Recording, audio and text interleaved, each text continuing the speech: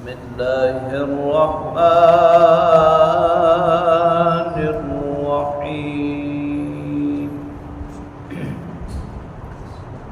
شهر رمضان الذي أنزل فيه القرآن هدى للناس وبينات من الهدى والفرقان فمن شهد منكم الشهر فليصم ومن كان مريضا أو على سفر فعدة من أيام أخر يريد الله بكم اليسر ولا يريد بكم العسر ولتكملوا العدة ولتكبروا الله على ما هداكم ولعلكم تشكرون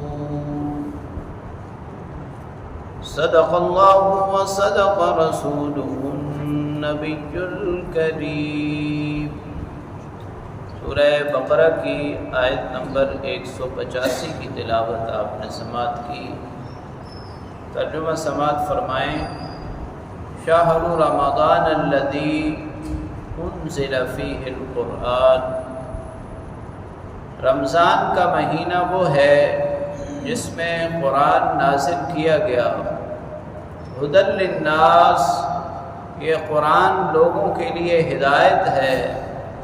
وبینات من الہدی، اور اس میں ہدایت کی واضح دلیلیں ہیں۔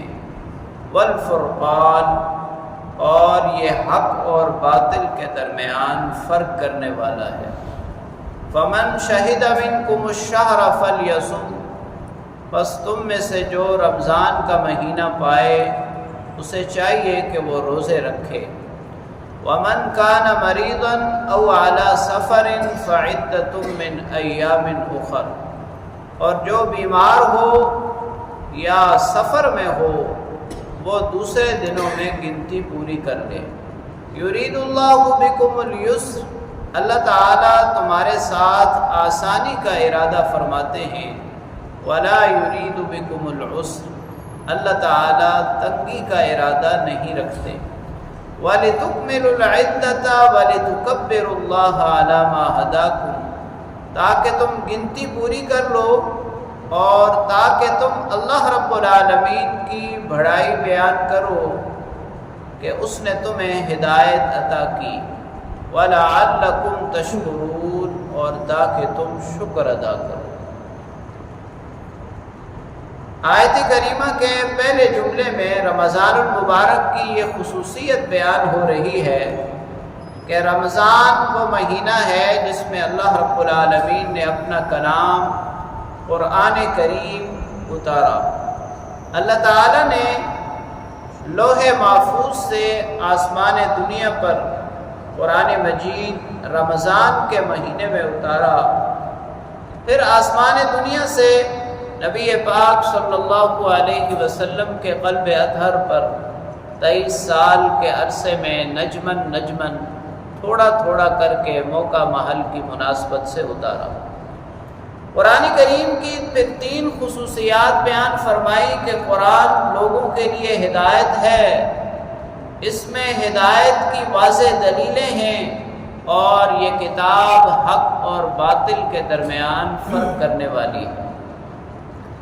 دوسرے جملے میں گزشتہ آیت کریمہ میں جو ایک رخصت دی گئی تھی، ابتدا میں جب روزے فرض ہوئے تو یہ رخصت تھی کہ جو شخص چاہے روزہ رکھ لے چاہے تو فدیہ دے دے، اس رخصت کا خاتمہ کر دیا گیا، اور یہ حکم ہوا کہ جب رمضان کا مہینہ آئے تو روزہ رکھنا لازم ہے۔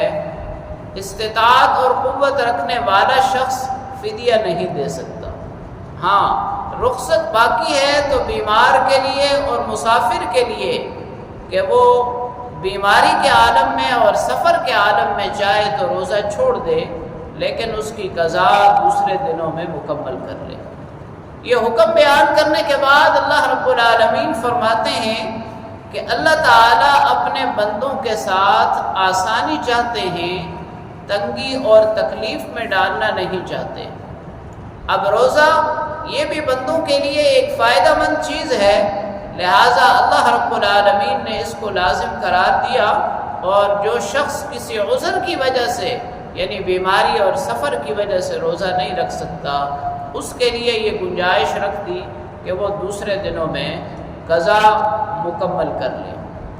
اور فرمایا یہ اللہ رب العالمین نے یہ جو نظام بنایا ہے یہ اس لیے ہے کہ یہ تعداد، روزوں کی یہ تعداد پوری کرنا ضروری ہے اہل ایمان کے ایمان کی تکمیل کے لیے، اور جب وہ یہ تعداد پوری کر لیں یعنی رمضان المبارک کے اندر یا کسی عذر کی وجہ سے بعد میں قضا روزے رکھ لیں، تو انہیں اس توفیق پر اللہ رب العالمین کی بڑائی، اللہ کی پاکی بیان کرنا چاہیے اور اللہ کا شکر ادا کرنا چاہیے۔